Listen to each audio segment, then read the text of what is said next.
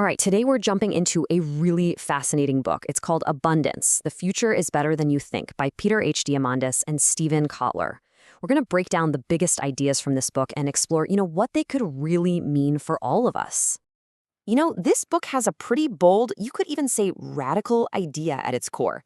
It basically argues that, despite all the negative news we're bombarded with every single day, our future is actually way, way brighter than we think.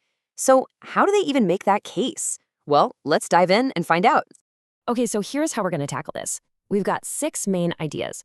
We'll start by looking at why we're all kind of hardwired for pessimism and what we can do about it. Then we'll get into how we can redefine what scarcity even means and the incredible power of exponential tech. After that, we'll talk about who's actually driving all this innovation, and finally, how we can all be a part of building this abundant world. It's going to be quite a journey. So let's get real for a second. Do you ever feel like the world is just constantly on the verge of, disaster? If you do, you're not alone. And according to the authors of Abundance, there's a really good reason why we feel this way. Turns out our brains are still running some pretty old software, from our caveman days. We're literally hardwired to look for threats and focus on scarcity. And when you throw today's 24/7 news cycle into the mix, it's no wonder it can feel pretty hopeless sometimes. But here's the big question. What if that instinctive pessimism is actually holding us back? The authors make a powerful argument that if you ignore the headlines for a minute and look at the data, the world is actually improving in almost every single measurable way. And they've got the numbers to back it up. I mean, just think about this for a second. In the last 100 years, we've literally doubled our average lifespan. We've pulled billions of people out of extreme poverty. Literacy is almost universal now. Child mortality, it's at an all-time low. And even things like violence and deaths from war, as awful as they still are actually on a downward trend historically. On top of all that, technology is putting the tools to create and innovate into the hands of more people than ever before.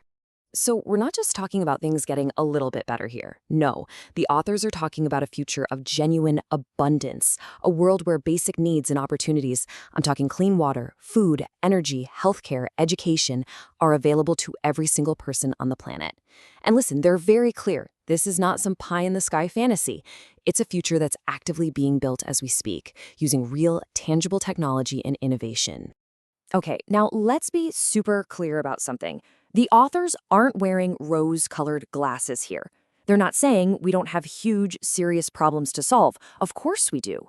But what they are saying is that how we frame those problems, that makes all the difference in the world. So instead of looking at, say, world hunger or lack of clean water as these giant, insurmountable laws of nature, the book reframes them. They're engineering problems. Let's take water as an example. It's not that we don't have enough water on Earth. We absolutely do.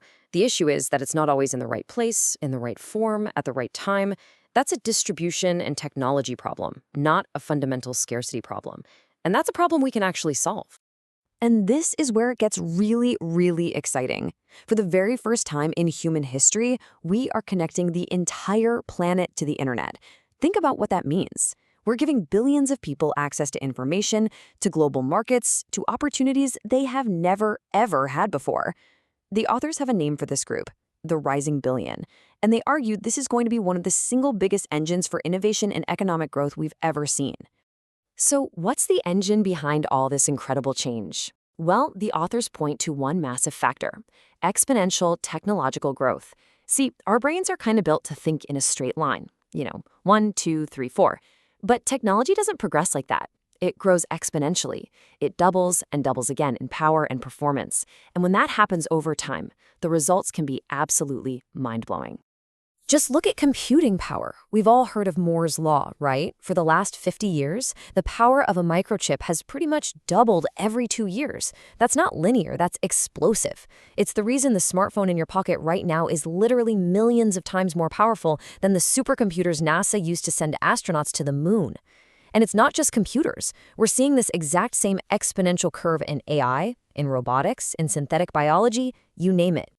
And what happens when tech grows like this? Well, stuff that used to be incredibly expensive and only for the elite, it becomes cheap, and eventually it becomes available to practically everyone. I mean, think about GPS. That was a multi-billion-dollar military technology. Now it's a free app on your phone. We're seeing the same pattern with sequencing a human genome, with solar panels, with 3D printing. These technologies are truly the engines powering us toward this future of abundance. What's really cool is that it's not just giant corporations or government labs driving this innovation anymore. Because of the internet, we can now tap into the brainpower of the whole planet. Think about platforms like Kickstarter for funding or other crowdsourcing sites where anyone, from anywhere, can pitch in their ideas and skills to solve some of the world's toughest problems. It's a total game changer. The absolute backbone of all of this is what the authors call ICT, information and communication technologies. A great way to think about it is like the planet's central nervous system. It's the combination of exploding bandwidth, nearly free storage, and computing power being everywhere. This is the meta technology, the tech that accelerates all the other technologies. Let's bring it home for a minute. Think about healthcare. For most of us, it's reactive. You feel sick, you go to the doctor, they try to fix the problem. But imagine a future where healthcare is predictive and preventive.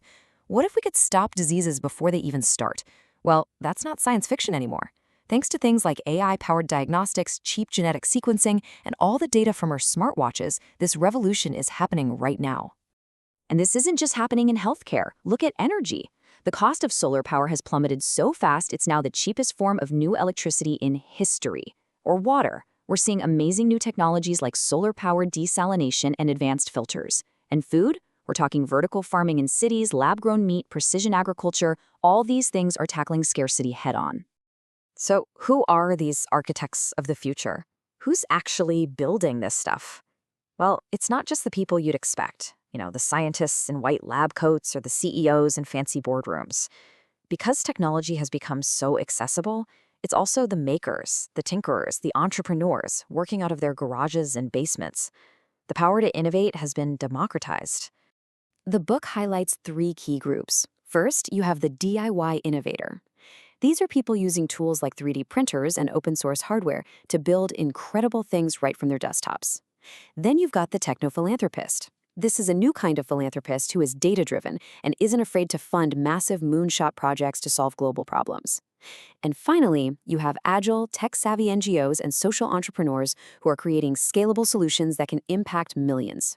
So, when you combine these 3 powerful forces, you get a recipe for radical change.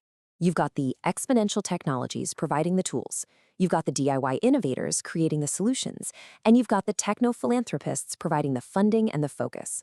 This combination is what the authors call the architecture of abundance. It's a whole ecosystem for problem solving. Okay, so what does this all mean for you and me?